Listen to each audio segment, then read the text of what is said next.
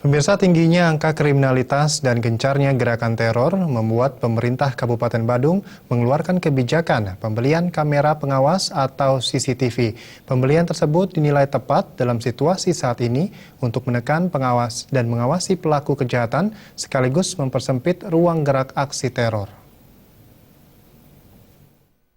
Di wilayah Kuta membuat pemerintah mengadakan pembelian kamera pengintai atau CCTV pada 2016. Keberadaan CCTV dianggap mampu membantu pengawasan di wilayah kampung turis itu.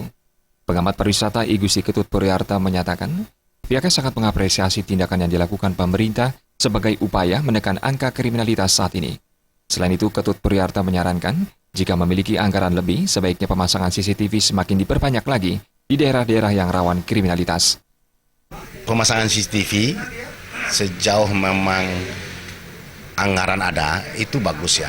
Kita harus respon teknologi. Teknologi sekarang canggih. Makin tahun teknologi makin canggih. Nah, sebagai alat perekam, CCTV itu bagus. Saya kira kalau misalnya anggaran memadai, pasang sebanyak-banyaknya.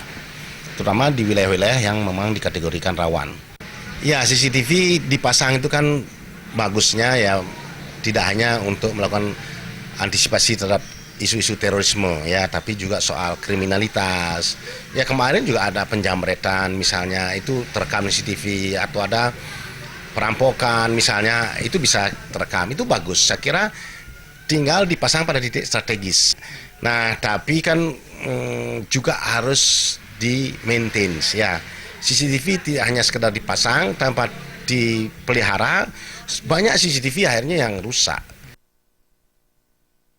Lebih lanjut, Ketut Puriyarta memaparkan, pemasangan CCTV sangatlah bermanfaat dalam mengintai pergerakan seseorang yang dianggap mencurigakan.